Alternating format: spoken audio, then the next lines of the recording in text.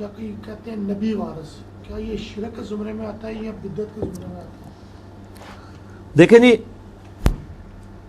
اللہ نبی وارث، نبی علیہ السلام کے مبارک دور میں تو یہ لفظ بخاری مسلم میں استعمال ہوا ہے کہ زمین اللہ اور اس کے رسول کی ہے. وہ جب کفار کے ساتھ معاملات چل رہے تھے، وہ دینی احکامات کے پوائنٹ آف ویو سے. ہمارے سب کانٹیننٹ کے کلچر میں جو اللہ نبی وارث کے الفاظ استعمال ہو رہے ہوتے ہیں نا، وہ بڑے خطرناک ہوتے ہیں. وہ جیسے ہم خدا حافظ کہتے ہیں نا، وہ اس کانٹیکسٹ میں کہہ رہے ہوتے ہیں کہ اللہ رسول کے حوالے. تو یہ تو انتہائی گستاخانہ کلمات ہیں. اور میرا اس کے اوپر یوٹیوب کے اوپر ایک کلپ بھی چڑھا ہوا ہے. کیا نبی صلی اللہ علیہ وآلہ وسلم دنیا میں رزق تقسیم کرتے ہیں؟ رپلائی ٹو امام احمد بریلوی. احمد بریلوی صاحب نے ایک شعر لکھا، رب ہے معطی یہ ہے قاسم، رزق اس کا ہے کھلاتے یہ ہیں. وہ کہتے ہیں کہ عطا اللہ فرماتا ہے لیکن تقسیم نبی علیہ السلام کرتے ہیں. اور انہوں نے ایک حدیث کا ادھورا ترجمہ کیا جو بخاری اور مسلم دونوں میں ہے. صحیح بخاری میں کتاب العلم چیپٹر میں آپ کو حدیث مل جائے گی، یہ مشکات میں بھی شروع میں کتاب العلم میں آپ کو حدیث مل جائے گی کہ نبی علیہ السلام نے فرمایا، اللہ تعالیٰ جس کے ساتھ بھلائی کا ارادہ فرماتا ہے اس کو دین کی فقہ اور سمجھ عطا فرما دیتا ہے. اللہ دیتا ہے، میں تو تقسیم کرتا ہوں. یعنی یہ دین کا علم میرا ذاتی نہیں ہے، میں اللہ تعالیٰ جو مجھے سکھاتا ہے میں سکھاتا ہوں. انہوں نے آخری ٹکڑا پکڑ لیا، اللہ دیتا ہے میں تقسیم کرتا ہوں. ان کا یہ روٹی تیرا کھاواں تیرے گیت گاواں یا رسول اللہ، وہ شعر لکھ دیے. اور اسی طریقے سے پانی ہے انہی کا پانی، کھانا ہے انہی کا کھانا، ہم انہی کا کھاتے ہیں، انہی کے گیت گاتے ہیں. یہ سارے شعر انہوں نے بنا لیے. حالانکہ اس میں تھا کہ دین کا علم تو ظاہر ہے صحابہ کرام بھی کہتے ہیں واللہ ورسولہ اعلم، اللہ اور اس کا رسول بہتر جانتے ہیں. لیکن جو تکوینی امور ہیں وہاں تو نہیں. مسند احمد کے اندر حدیث ہے، الادب المفرد امام بخاری کی کتاب میں ایک صحابی نے حضور کو کہہ دیا، یا رسول اللہ صلی اللہ علیہ وآلہ وسلم ما شاء اللہ وشئت، اللہ کے رسول جو آپ چاہیں جو اللہ چاہے. آپ فرمایا اجعلتنی للہ ندا، کیا تو نے مجھے اللہ کے مقابلے میں کھڑا کر دیا؟ بل قل ما شاء اللہ وحدہ، بلکہ کہے جو اکیلا اللہ چاہے. اچھا، اس صحابی نے آگے سے یہ نہیں کہا یا رسول اللہ صلی اللہ علیہ وآلہ وسلم دیکھیں میں جو وہ آپ کو اللہ کی اطاعت سے ہی مان رہا ہوں نا، آپ کیوں اس کو نیگیٹیولی لے رہے ہیں؟ دیکھیں میں اللہ کی اطاعت سے ہی، اس کے اذن سے ہی مان رہا ہوں. یہ صحابہ کرام کے دماغ میں اس قسم کی باتیں کسی نے نہیں ڈالی ہوئی تھی. جی مستقل بذات، غیر مستقل بذات، اس میں میرا ریسرچ پیپر بھی ہے، دعا صرف اللہ ہی سے، وہ آپ پڑھ لیں. اور دعا صرف اللہ ہی سے میرا لیکچر بھی ہے توحید کے اوپر، مسئلہ نمبر 3، اس میں نے یہ سب کچھ لکھا ہے. تو ان کے دماغ میں تو یہ وہم بھی نہیں آیا کہ یہ والا معاملہ. تو اس سے پتہ چلا تکوینی امور جو تقدیر سے تعلق رکھتے ہیں اس میں آپ صرف کہیں گے جو اللہ چاہے. الحمدللہ امت یہی کہتی ہے، ہم ماشاءاللہ و رسول تو نہیں کہتے، ماشاءاللہ ہی کہتے ہیں، انشاءاللہ ہی کہتے ہیں، انشاءاللہ و رسول تو نہیں کہتے. اللہ نبی وارث جو یہ یعنی لکھا ہوا ہے گاڑیوں کے پیچھے، یہ بالکل غلط ہے. اور یہ نبی علیہ السلام اگر آج دنیا میں موجود ہوں تو ان کے اوپر سخت عتاب فرمائیں. آپ اسی طریقے سے ابو داؤد اور ابن ماجہ میں، بلکہ ترمذی میں بھی حدیث موجود ہے، اور اس میں شریک القاضی مدلس ہیں لیکن سما کی تصریح سنن کبریٰ البیہقی کے اندر موجود ہے کہ ایک صحابی نے نبی علیہ السلام کو سجدہ کیا، آپ نے فرمایا سر اٹھا، یہ کیا کر رہا ہے؟ انہوں نے کہا یا رسول اللہ صلی اللہ علیہ وآلہ وسلم، میں ہیرا نامی ایک شہر ہے کوفے کے پاس، وہ نجدیوں کا علاقہ، وہاں میں نے دیکھا کہ لوگ اپنے سردار کو سجدہ کرتے ہیں، آپ تو اللہ کے رسول ہیں، تو میں نے اسی کے اوپر اجتہاد اور قیاس کیا ہے. صحابی کا بھی قیاس اور اجتہاد غلط ہو سکتا ہے اگر کتاب و سنت سے ٹکرائے. اس نے کہا نا وہ اپنے سردار کہتے ہیں، آپ تو ہمارے واقعی سردار بھی ہیں. آپ فرمایا اگر میں سجدہ جب میں فوت ہو جاؤں گا، جب تم میری قبر سے گزرو گے، قبر پہ بھی سجدہ کرو گے؟ کہا یا رسول اللہ نہیں. فرمایا پھر مجھے کیوں کر رہے ہو؟ اگر میں سجدہ جائز سمجھتا تو بیویوں سے کہتا کہ اپنے خامدوں کو سجدہ کریں اس حق کے سبب جو اللہ نے ان کو دیا ہے. یہ آخری صحیح مشہور ہے. پہلے پورا توحید والا مسئلہ گم ہی کر دیا انہوں نے تاکہ کسی کے کوئی عقیدے کی اصلاح نہ ہو جائے. تو نبی علیہ السلام اس معاملے میں احتیاط کرتے تھے. صحیح مسلم میں کتاب الجمعہ چیپٹر کے اندر موجود ہے کہ ایک خطیب نے نبی علیہ السلام کے سامنے تقریر کرتے ہوئے کہہ دیا، من یطع اللہ ورسولہ فقد فاز فوزا عظیما، جو اللہ اور اس کے رسول کی اطاعت کرے وہ کامیابی کے بلند درجے پر فائز ہوا. ومن یعصہما، اور جس نے ان دونوں کی نافرمانی کی، فقد غوا، وہ گمراہ ہو گیا. اس جملے میں کون سی غلطی ہے؟ آؤٹ آف کانٹیکسٹ بھی نہیں ہے، سیاق و سباق میں بھی ٹھیک ہے. جو اللہ اور اس کے رسول کی اطاعت کرے وہ کامیاب ہو گیا، اور جو ان دونوں کی نافرمانی کرے وہ ناکام ہو گیا. کوئی غلطی ہے اس میں؟ نہ کوئی لٹریچر کی غلطی ہے، نہ کانٹیکسٹ کی غلطی ہے. لیکن نبی علیہ السلام کی اطاعت دیکھیں. آپ فرمایا بئس الخطیب انت، وہ کتنا برا خطیب ہے تو تو نے یہ الفاظ استعمال، بلکہ کہ میں یعص اللہ و رسولہ، تو کہ جو اللہ اور اس کے رسول کی نافرمانی کرے، تو یہ کیوں کہہ رہا ہے جو ان دونوں کی کرے؟ اور یہاں پہ وہ ڈاکٹر طاہر القادری صاحب شعر پڑھ رہے ہوتے ہیں، ہک ہے ہک ہے ہک ہے، ٹھیک ہے، جیڑا ہک کی ڈو آکھے وہ کافر و مشرک ہے، جو ایک کو دو کہے، یہ کس کو وہ سنا رہے ہیں؟ یہ تو نبی علیہ السلام فرما رہے ہیں کہ ہک ہے ہک ہے ہک ہے نہیں کہنا، بلکہ کہنا ہے میں ومن یعص اللہ و رسولہ۔ اور ابو داؤد میں یہ حدیث آگے بھی چلتی ہے، اس میں آپ علیہ السلام کے الفاظ ہیں، اس میں تو آپ فرمایا بئس الخطیب انت، صحیح مسلم میں، اس میں آپ نے فرمایا قم اذهب، اٹھ اور ادھر سے دفع ہو جا میری مجلس سے۔ آپ وَإِنَّكَ لَعَلَىٰ خُلُقٍ عَظِيمٍ ہے، لیکن یہاں آپ نے برداشت نہیں کیا توحید کے اوپر حملہ، کیونکہ امام الواحدین بھی تو ہے نا۔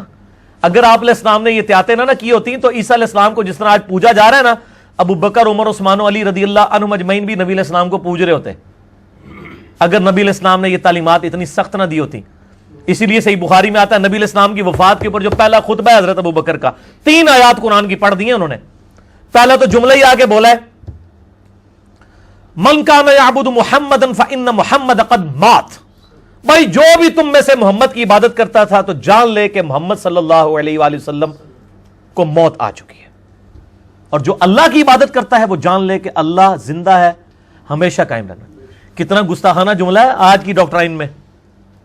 حضور کی میت رکھی ہوئی ہے، حیات النبی نہیں پڑھا رہے، وہ وفات النبی پڑھا رہے ہیں، عقیدہ دے رہے ہیں، اور یہ انہوں نے اپنا ذاتی جملہ بولا ہے، یہ کہیں قرآن و حدیث میں جملہ نہیں آیا۔ جب یہ جملہ بولا پھر انہوں نے قرآن کی آیت پڑھی وما محمد الا رسول قد خلت من قبلہ الرسل افإن مات او قتل انقلبتم علی اعقابکم۔ دیکھو محمد تو نہیں صلی اللہ علیہ وآلہ وسلم مگر ایک رسول ہی، اگر یہ فوت ہو جائیں یا شہید کر دیے جائیں جنگ میں، یہ میں ترجمہ کر رہا ہوں، اللہ تعالیٰ نے یہ لفظ نہیں استعمال کیا، اللہ نے کہا اگر محمد مر جائیں یا قتل ہو جائیں کیا تم دین سے الٹے قدم پھر جاؤ گے؟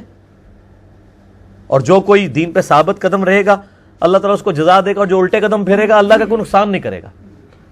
اب یہ ہوتے تو یہ تو الفاظ بھی صحیح کراتے کہ آپ نے اللہ کیوں کہا ہے کہ اگر محمد مر جائیں یا شہید قتل کر دیے جائیں، آپ کو کہنا چاہیے تھا وصال فرما جائیں یا شہید ہو جائیں، پردہ فرما جائیں۔